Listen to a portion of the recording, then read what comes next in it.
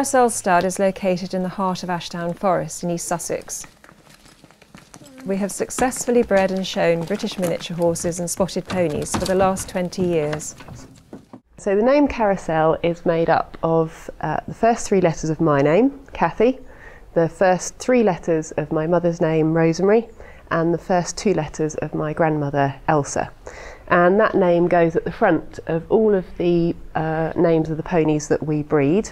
So this is Karosel Alamos Kaluna, and it's a bit like a surname, but it goes at the front. Here at Karosel Stud we have a total at the moment of 85 British miniature horses and British spotted ponies.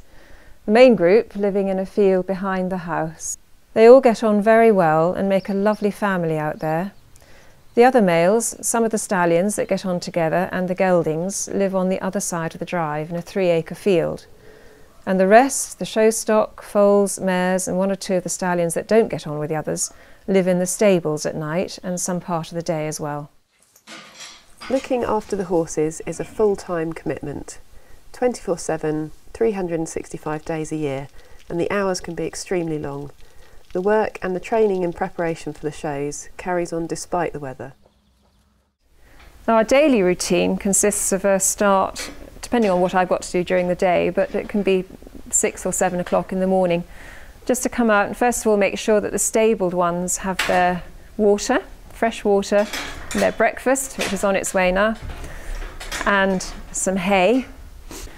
And Kaluna at the moment is getting a nice feed of Alpha A, which is chaff, chopped lucerne, and some mix, a cool mix, which doesn't get them too excitable.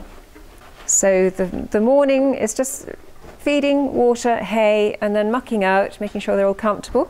The horses will then be turned out once they've finished breakfast, depending on how fat they are really. We keep an eye on their weight very carefully, because these little ponies can get fat very quickly, especially if they're on a lot of grass. So some of them will go out onto a fairly bare pasture so they can run around. Others will need to be exercised, lunged, worked, and that takes up most of the rest of the day. And then in the evening we start all over again with feeding, water, hay, and mucking out, so they're all tucked up nice and cosy for the night. We attend in the region of 12 to 15 shows during the year, and by attending these shows we hope to qualify some of our horses for either the Royal International Horse Show at Hicksted or the Horse of the Year show at the NEC in Birmingham. We're going to practice now the situation we'd find in the show ring. The walk we're looking for at the moment is active, interested, head up, ears alert, a nice long stride, tracking up, which means the hind feet step into at least the hoof prints left by the front feet. Once the judge has had a good look at all the horses walking, they'll be asked to stop, and then one at a time the handlers are asked to trot their horses around the arena. So again we're looking for a lovely even long stride. Active. The horse carries her tail beautifully, head alert. Once they've all done that, they'll walk on again, and the judge will now maybe choose her order, the ones that she thinks she might prefer. The next job is to bring each one out in turn, and they're going to stand up, a nice halt, square if possible, not stretched out, showing the limbs nice and straight. The judge will walk around the horse, looking at the head from front on, looking for everything to be very correct. Nice compact horse, looking like a miniature horse, not a pony. And then the next job, the judge will say, "Thank you very much, could you please do your show?" So he'll walk forward, straight forward away from the judge, so the judge can watch the movement of the hind legs, make sure they move straight forward, and trot back towards the judge. Again, the judge will look for the front legs moving straight, and a nice big flourish at the end, showing off the great big long stride. That's super. Thank you very much, Kathy. Once everybody has done that, then all the horses will walk round and be chosen in their final order.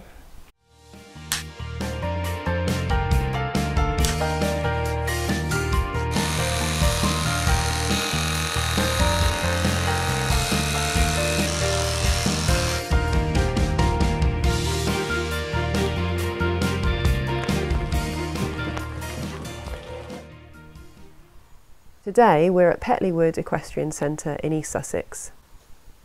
We're showing 3 horses. We have Kaluna, who's previously qualified for the Royal International Horse Show at Hickstead, Breeze, and Riverdance, more affectionately known as Danny. Because it's Danny's first show, he's being measured to ensure he complies with the rules for a yearling. All of this nice. It was a bit simpler last time. 8.5. So that's 78.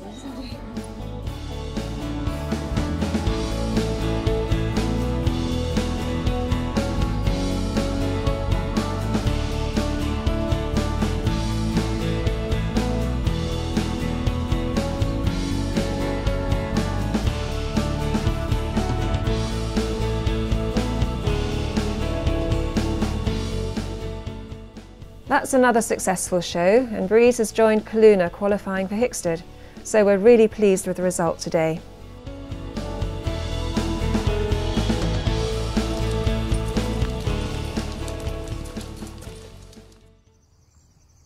Summer has arrived and the newly arrived foals are in a playful mood. At this time of the year, Karosel stud is transformed by the lush green vegetation.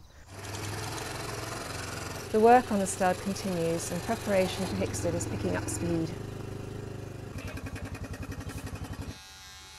As Hickstead approaches, there is just time for a final trim and shampoo.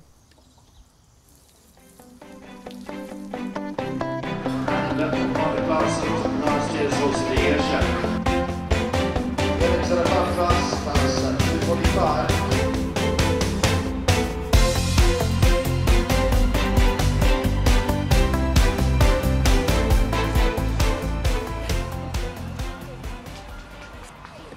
I think when I was first selected by the judge to be pulled in first, I was thinking, just hope that Kaluna does her individual show well. That's what I was thinking. Right, okay, we've got a chance.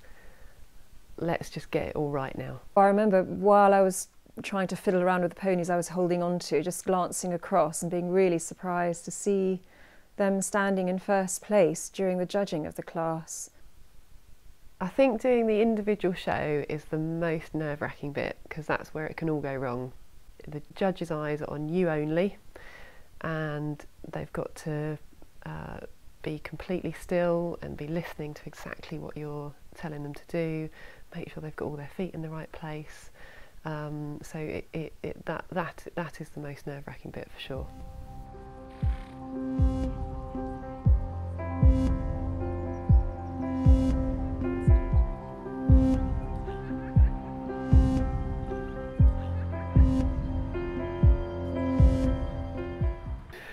I think when I was on the final walk round, in fact I don't even really remember.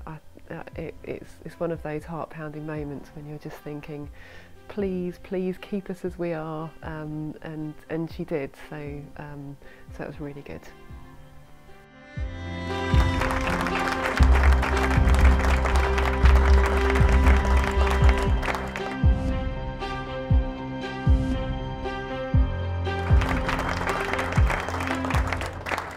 I think the presentation of the rosette and the sash is the bit where you try not to cry and just be so pleased with Kaluna, and give her loads of praise, and just feel really proud that we've done so well. I was absolutely thrilled, so excited, I couldn't believe it when they were actually pulled in first in the end. It was just incredible. And then I could see Kaluna being the champion, then has always stood up for photographs, and you know, pulled out as very special. And then her lap of honour. It was very, very exciting, a really fairy tale come true. It's wonderful. Thank you. That's amazing. Yes, look, I've got the best one. Well done. Thank you very much. You can have some grass now. So this is the big moment where Kaluna competes in the international arena for the Supreme Miniature Horse Championship. Horses that have qualified to compete for Supreme Champion enter the arena first. The remaining horses then follow and parade around the arena. we saw them going to their judging area. No, I didn't see a thing really. I was just concentrating on our little group and thinking, well, she's got a bit of a chance, but not really. So just hope it all goes well for her. And then, of course, we left. We left before the judging had finished. We took our horses back up to the trailer. So I had no idea what had happened, and you had that little thought on the way back up to the trailer, could she have won or could she not? Or, you know, I didn't know what had happened at all. And she didn't, but that didn't matter, because just to get into that group is a huge success. So we were very pleased indeed. Wonderful to see all our minotaurs. Thanks to the British minotaurs.